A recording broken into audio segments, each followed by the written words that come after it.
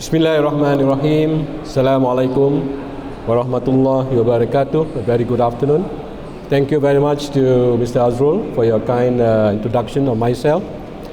I'm going to present a topic, something which is a bit different from the theme of our exhibition today.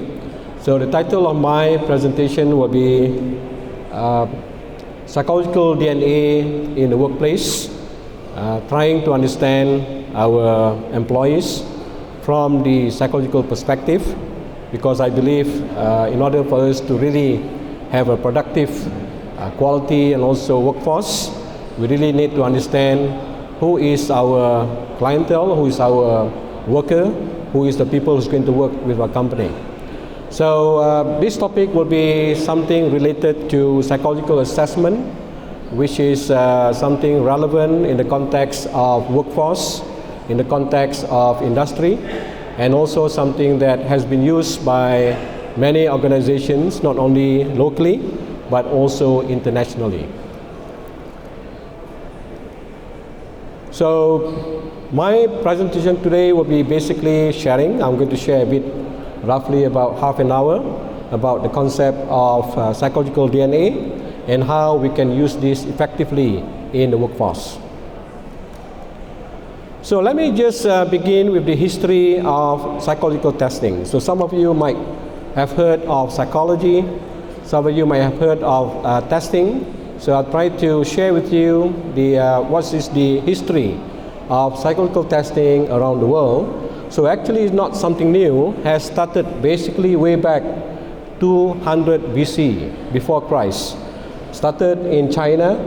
So I think they have been using this some kind of assessment to select people to work in the kingdom of China. And then it was way back in the 13th century. You can see that modern testing in European education. So basically in Europe, in terms of profiling, they have been using it, to select students, to do a lot of this testing, IQ testing, career testing. So it has been developing gradually from the 200 before Christ to the Middle Eastern, to the European. And also in the 19th century, you can see that modern testing in clinical. So they zoom deeper into clinical and also scientific psychology. So again, we see the study of personality, the study of not only normal personality, but also abnormal personality. And then they go back to, and then they move forward to end of 19th century. Then you can see that they're more towards IQ and also group testing. And then in the 20th century, modern psychological testing. And now you can see, if we just Google in the website, you can see a lot of testing that has been produced by people who are in this field, and also people who are basically doing it for the sake of fun. So this is something that we really need to understand, that when we talk about psychological testing, we are basically focusing more on the standardized testing. So what you see in the internet, or you see in the website, is basically more on pop testing. So that means it's just testing for fun, but the element of reliability, the element of validity is questionable. So again, it's very important when we do profiling, we really need to use a test that has been standardized, has been done the reliability check, and also the validation of the test. And now we are talking about 21st century. So we are talking now about fourth industrial revolution. We are talking about fuzzy logic. We're talking about AI, artificial intelligence. So now people are moving towards more standardized online testing. So last time, I think way back in China, it was more like observation and more like paper pencil based tests. But now we are moving towards online testing. Not only online testing, but we're also now moving into more cultural based testing. Because we have been using psychological testing from the West for quite some time, and I think it's high time now, when we talk about testing, we focus on the cultural based testing, something which is relevant to the Malaysian context.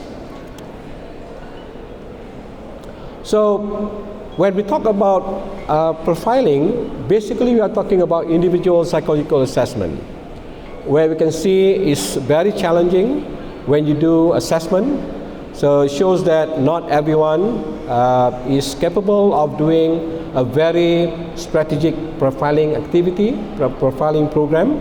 And also we see something that we do prediction, how the individual will behave at work, school or therapy, because again, by understanding the psychological DNA of that individual, you are able to do some kind of strategic intervention. And then also combination of behaviors must be understood in the context of culture and particular setting. So again, sometimes our employees is not performing up to the standard. There must be something going on psychologically with our employee. And finally, standard depends on both reliable psychological and also tools and trained assessor. So again, it's not talking only about the assessment tool. We're also talking about the person who's going to administer the tool. So it has to be a complete set of profiling from the assessment tool up to the people who are going to conduct the assessment. Yeah.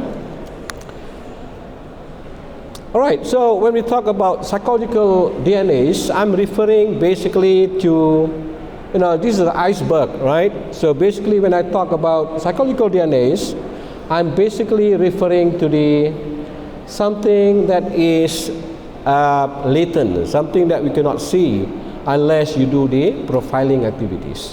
What we can see is basically the behaviors, right? You can see how people behave, how people talk.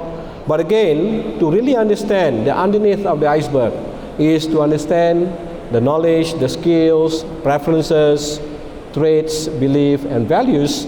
Then we need to do some kind of a psychometric assessment to really understand the mind of the people who's taking the test. So this is something that I refer to as psychological DNA. Yeah? Something like, really try to understand the individual so that we can do a holistic assessment of that person. Yeah.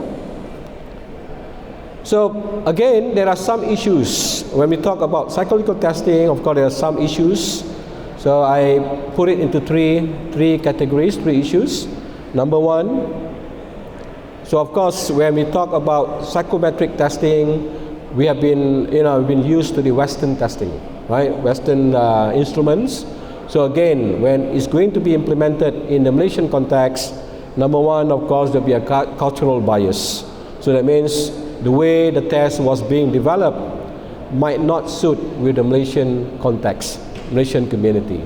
So again, there's a bias in terms of the testing. And then secondly, misdiagnosis. So the person who's conducting the test, administering the test, is not properly certified, was not properly trained. And then when you do the assessment of that individual, there might be some misdiagnosis of the reporting. So again, you might not reveal the truth about that individual, and finally it will give some negative connotation to that person. And finally, malpractice. This again, I believe in the HR department, human resource, organization personnel, I think this is something that we really need to look into, because in order for us to conduct profiling activities, we really need to undergo a certification program so that we can really do a good testing for our employees. So three things actually, when we talk about psychological testing, there are three things that we need to ask, especially from the human resource personnel. Number one is it valid? Is it testing what's supposed to test? Okay, does it measure what's supposed to test? For example, I'm doing some kind of testing, IQ test. I want to test the intelligence of the person. Is it really testing the intelligence? So it goes back to the items. Are the items actually testing what's supposed to be testing? So again, this is one important element that we need to ask when we do psychometric testing, is it valid or not? Is it the validity of the test? Secondly, we talk about, is it reliable? What does it mean? does the test yield consistent results? I mean, if I test you again, test and retest after 2 weeks, will it yield the same result? So again, this is the reliability of the test. So the firstly is about validity of the test. Secondly is about the reliability of the test.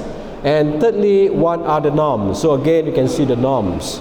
So we can see the norms of the female, we can see the norm of the male, we can see the norms of children according to age, norms of culture. So again, this is a good indicator that the test has got a good information about scientific evidence about the test. So these are three things that we need to really ask when we do psychometric testing. So again, I'd like to share a bit about psychometric testing in the US and the UK. So even though it is a quite controversial topic, people have been debating about is psychometric testing something important to be used to assess, especially to do recruitment. So again, if we look back in the US and also in the UK, we can see that over 80% of the US Fortune 500 companies have been embarking into profiling activities. They conduct the psychometric assessment. And if you look back in the UK Times Top 100 companies, over 75% of the company actually conduct psychometric testing when they want to select the best candidate or suitable person to work in their industry. So again, I'd like to relate to what is going on in this room right now. We are talking about the drone technology. So we need someone who wants to be working in this industry, for example. So I think if we are using some kind of profiling, so one of the criteria that I think is very important to look at will be the analytical thinking. Analytical thinking, critical thinking, and creative thinking. So again, if we can really identify this prospective employee to work in our industry, then we can see the match that they suit to be in this industry. Otherwise, there will be a mismatch. If you take someone that does not really have that ingredients to be in this part of the technology, then there will be a mismatch between taking that person to work in our industry or in our organization. So again, the percent of employers using types of pre-employment tests, you can see here, about 46% of employers use personality, because I'm focusing, there are many types of psychometric profiling, but I'm going to focus today more on the personality profiling. So you can see about 46% of employers use personality and or psychological tests or on applicants or current employees. So it shows like people are looking into the importance of personality testing in understanding our employees. So again, there was some study being conducted in 2016 across 14 countries with 2,776 human resource personnel. So they pose a few questions about the usage of psychometrics in their organization. What is their expectation? If we look here, so this, what benefits do you expect from the use of psychometric assessment? So here are the responses from the HR personnel. So they said more reliable, less risky decisions. So that means when I use psychometric in assessing my prospective workers or employees, so their responded was more reliable and less risky decisions, and then can predict performance. So when you have a good psychometric tools, you can predict the performance of your employees. And then fairer decisions, so sometimes you want to do assessment, you want to do some kind of promotions. So this is the evidence-based assessment that can help the organization to select the best candidate to be promoted. And then defendable decision based on data. So we're no longer talking about perception. We are talking about scientific-based assessment, something which is concrete data to present to our management. And finally, faster decision. So when we talk about psychometric, is basically complementing the process of selection. So that means sometimes people do interviews, but they don't have that psychometric element. So again, we can see there's a missing part in the interviewing process. But if we have that profiling in that exercise, it will complement and supplement the process of selection. Yeah. And again, when we ask our employers, what the reason when you take someone in your organization? So there will be some of the responses. So I take someone in the company, someone to work with me because of academic achievement, your credential. I take you because of your work experience. I take you because of your knowledge. I take you because of your skills. And sometimes I take you because you promote good first impression, first self-impression. Yeah. But again, what makes I fire you? You know, the reason for firing a person already taken. Again here, the reason why someone is being terminated might be because of sexual harassment, absenteeism, conflict of interest, lack of integrity, theft, violence, drug, insubordination, poor job performance, negative attitude. So again, you take someone because of the academic achievement. But when you fire someone, it's no longer about academic. When I fire someone, it's more about personality. Okay, when I fire you, because no longer about your experience, it's more about who you are as a person, your personality traits. So again, we see the importance of understanding the person, the right person to be part of your organization. So again, I believe when we talk about psychological data, I believe it's timely to use psychological data based on Malaysian culture, and also to provide a humanistic and holistic view of an individual. So again, I've been talking about, we have been using a lot of Western tools, so I think it's high time now to really look more into the cultural base based on the Malaysian context. But of course, the technology is universal technology that has been implemented in the West. Yeah. So this is a little story that I'd like to share with you, all of you today. So after looking at what is going on in terms of the psychology, psychometric testing in Malaysia, so this is a story about TAJMA. TAJMA is my brand. You know, I developed this psychometric tool. So started way back in 2003. It's close to 19 years now, right? Through research. And then has been copyrighted, bilingual, Malay and also English language. Now going into Mandarin, also going to Tamil, right? 3 edition, relevant for the school context, university and also organization. And then latest edition, now I'm coming up with the latest edition, which is called the 5th edition, since 2003. Yeah. So again, it has been tested in terms of validity and reliability. So again, very high.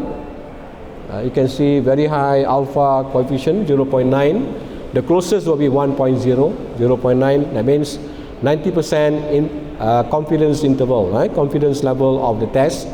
90% or more than 95%, the test will be able to predict, will be able to demonstrate the real picture of that individual. That's what it meant, yeah? So again, the benefit of profiling, there are many benefits. So objective, quick feedback for employer, used for recruitment, selection process, training, provide important tools for counselors, human resource department, human resource management, focus guidance placement program, quality diagnosis for counseling. Sometimes you do therapy, right? So sometimes in therapy we use psychometric profiling in therapy, try to understand that individual. And then again, I think one thing which is quite lacking in the Malaysian context is the longitudinal data of the psychology of the person. So that means we are lacking in terms of this longitudinal data for research and development. So for example, if you ask company in Malaysia, they might have a lot of data about academic, about experience, about skills. But if you ask the company in Malaysia, they might not have data on psychological data of your employees. So again, I think this is important to really have that, because finally we are dealing with human beings. We are not dealing solely with technology or solely with robots. Yeah. And then under this TAJMA psychometric profiling, so we have 12 traits that we measure, 12 traits, from assertiveness, self-confidence, caring, integrity, analytical, leadership, cross-cultural, patriotism, resilient, achievement, borderline, and distortion. So there are 12 traits that I've developed under the banner of TAJMA personality profile. So again, something unique about this test is that the test can predict whether that person is having some kind of borderline personality disorder. So we are talking about people working in the industry, we are talking about management level, we're talking about bosses. So sometimes, you know, their character might actually, why they behave in a certain way, they might be undergoing some kind of personality disorders, right? So again, this test can detect whether that individual is actually have a symptom of borderline personality disorder, or in the layman term is called split personality. You have heard, you might have heard about split personality, right? So again, this tool can detect whether the bosses or personnel in the organization, sometimes they're having some problems in terms of their personality. When we do the profiling, actually they have symptoms of personality disorders. So these are the things that you need to treat when people are having this kind of personality disorders. And then candidates, can they cheat? I think there's a bit running in terms of the graphic. Can they cheat on this test? So the answer is no. So using the TAJMA personality profile, I can detect whether that person is actually telling the truth or not telling the truth when taking the test. So this is again, when we ask about personality profiling, we will ask whether can I detect whether this person is, they call it faking good. Right? This person is trying to show good about himself. But this test can detect, I can detect whether I can accept your profile or otherwise. Because there's a scale that I configure that I can detect whether this person is actually not telling the truth when answering the test. Yeah? It is called the distortion scale. So this is some of the uniqueness of the system that has been developed, something on the psychological technology using the online test. So you can see the items are randomized. You don't have a very straight 1 to 50 items. It's all randomized. Available on smartphone, can be customized. So that means it can be customized based on the needs of your organization. And then accessible anytime, anywhere. Real-time reporting. Once you submit, the result will come out real time. And then available in Malay and English for the moment. Individual ID based on Malaysian psychology, available for school, colleges, universities, and also organizations, right? So again, this is the uniqueness of the system, which I think can benefit all level of the segmentation of in our country. Yeah. This is a sample of the report. So once you take the test, you can see there's a graph here. This is a sample of the report. Will come out real time. Yeah, real time. And then you can insert customize your photo here. You can put your logo. You can detect the time taken by the person. How much time they take the test. Is it too fast or is it too long? So we can, all those have meanings in psychometric testing. And then the scores are being arranged from highest to lowest, automatically being done by the system. Identify individuals category where you in terms of the band of your personality profile. Are you good fit? Are you moderate fit? Are you not fit? So the system will finally arrange your level of your personality fit. and then you can compare between individual score versus the organizational score, again the group score. So then you can see where do you fare when you compare with your group in that organization. And then followed by 5-page descriptive report of the test. So that means when the person take the test, you get that graph, and then you followed by 5-page report of that individual. So these are some of the, I mentioned earlier, I started like close to 20 years ago. So when I think Tun Abdullah was the Prime Minister, he visited the booth that I created. At that time I was at UTM. So we had this, and then you have Ministry of, the Minister of Higher Education. So these are some of the tests that has been currently being used by Ministry of Health, Ministry of Education, by police department. Have you heard before about security guards, people who shot the boss? You have heard that before, right? It was in Penang. So again, this tool was being used to select people to be bodyguards, because we want to make sure that those we engage as personal bodyguards, they don't have that character, that personality that might do harm to your boss or do harm to others. So we can detect whether this person is suitable to be given guns, so that they can work, safely with their personality and their characters, right? So these are some of the activities. And then, of course, like I mentioned earlier, so in order for you to conduct psychometric profiling, you have to undergo certification program. So that means you must be certified. So once you are being certified as a tester, then you can use that to administer the profiling tools in your organization. This is a 2-day certification program to be certified, to use the system. And other than personality profile, I have 4 more series of TAJMA psychometric tools, where I have the TAJMA leadership. So try to understand measuring 23 leadership traits. TAJMA integrity, so has been used recently during the election. We are going to do some election further very soon. So those who want to be compete in the election, so politicians, they take the integrity test to see that they have passed the integrity test. So again, we have integrity test, we have career testing, and also TAJMA stress. Try to understand the stress level in the organization.